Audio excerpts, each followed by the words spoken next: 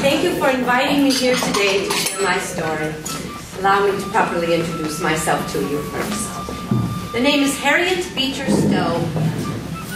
I was born on June the 14th of 1811 in a town called Litchfield, Connecticut.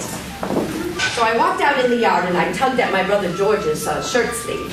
Now, George was the brother closest in age to me, and I brought him in the house, I showed him that brown paper bag, and I told him we absolutely had to sample these delicacies. Well, George didn't want to have anything to do with it at first, but I persuaded him eventually. So we took that brown paper bag, we went underneath the kitchen table, and we began to eat those onions. They were delicious. Beyond anything I had ever tasted in my 4 short years of life.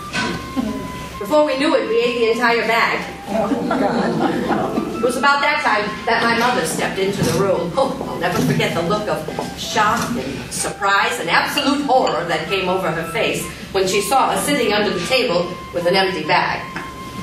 Well, I got up and I dusted off myself. I grabbed her tightly around her knees and I said, "Oh, Mother, oh, please don't be angry at George and I. So sorry. We didn't mean to eat all of the onions. It was just they were so delicious." And then my mother, she took in a long, deep breath and she shook her head. "Children, you've just eaten all my spring flower bulbs." And the reality of slavery was everywhere you would look. You had to decide if you lived there what side you were on.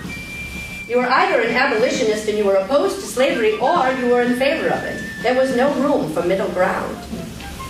And reality looked you in the face each and every day. Sometimes just walking down a path, I would find these large notices nailed to trees.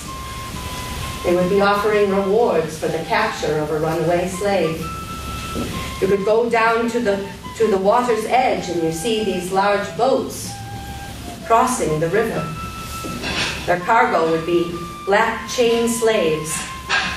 They would be heading south, heading to the auction block. I didn't realize that my life was being determined for me, and it had absolutely nothing to do with where I lived. I could have easily stayed in Cincinnati, or I could have moved north, south, east, or west. It made no difference. My life was being determined for me in Washington, D.C. In Washington, D.C., something called the Fugitive Slave Act was being debated. There were 3 political statesmen at the time who would lead up the debate. John C. Calhoun, he would represent the South. Daniel Webster, he would represent the North. And a man by the name of Henry Clay. But all 3 of these men now were at the end of their careers. They were all very passionate about the issue of slavery. They were ready to speak their minds and leave their mark. This was all in 1850. Daniel Webster, the hero from New England. Daniel Webster, the man who was always opposed to Calhoun, the one who openly called slavery a moral and political evil, and he would always be remembered for proclaiming liberty and union, now and forever, one and inseparable. Well, on March the 7th, Daniel Webster stood on the Senate floor, and he agreed with all of Clay's compromises. But he shocked the world when he also endorsed the Fugitive Slave Act. Well, of course I reacted as many of my fellow Northerners did. We felt betrayed.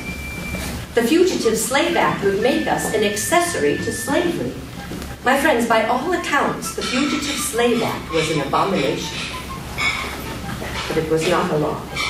Not yet. If it was to be a law, that would take months.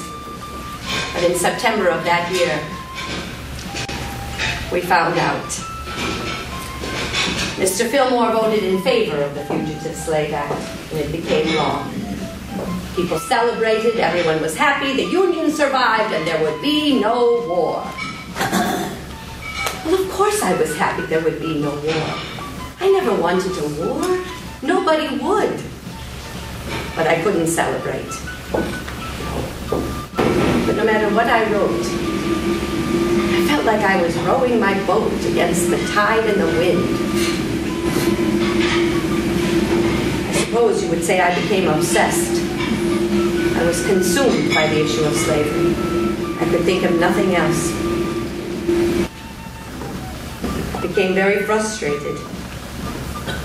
And the one person who shared in my frustration was my sister-in-law, Isabella. She was married to my brother Edward, and they lived in Boston. One day, I received a letter from Isabella. In her letter, she shared with me her own frustration over the Fugitive Slave Act. And she wrote, "My dearest Hattie, if I could use a pen as you, I would write something that would make the entire world feel what an accursed thing slavery is." It was a defining moment for me. At that moment, I felt so enlightened, so empowered. I knew what I had to do. I had to write the book. This would be a very big step in my life. You see, slavery was not just a moral issue, it was a political one. And I knew that I would be criticized. People would say, "Who is this 5-foot woman from New England? Who does she think she is that she can attack the issue of slavery?" But I knew in my heart, I had so many stories that had been formulating for so many years. I had spoken with so many people, and I had gathered so much information. And I was consumed over the issue. Some people say that I wrote the first protest novel ever in America, because Uncle Tom's Cabinet publicly denounced slavery. But I must tell you something. I did not write the book. God wrote it. I merely did his dictation. In 1862, President Lincoln, he made his first effort in trying to free the slaves by freeing them in the District of Columbia and in a small town in Maryland, and also in the new territories. And in 1863, he promised that he would sign the Emancipation Proclamation in January if our country wasn't coming to peaceful terms. At that point in time, I just didn't know if I could trust this man. I wanted to, but I didn't understand his philosophy. I decided that I needed to have a meeting with him. I wrote him a letter asking him if he would be so kind as to meet with me, and he answered. Graciously, he would. I brought my daughter Hattie and my son Charlie and my sister-in-law Isabella. We traveled to Washington. I thought I was so prepared for this meeting. I thought I had all of my questions and all of my arguments right there, so I could debate this with Mr. Lincoln. But when he walked into the room, I realized that I wasn't prepared at all. I think it was his eyes that gave him away. In his eyes, he held the sorrow of the world.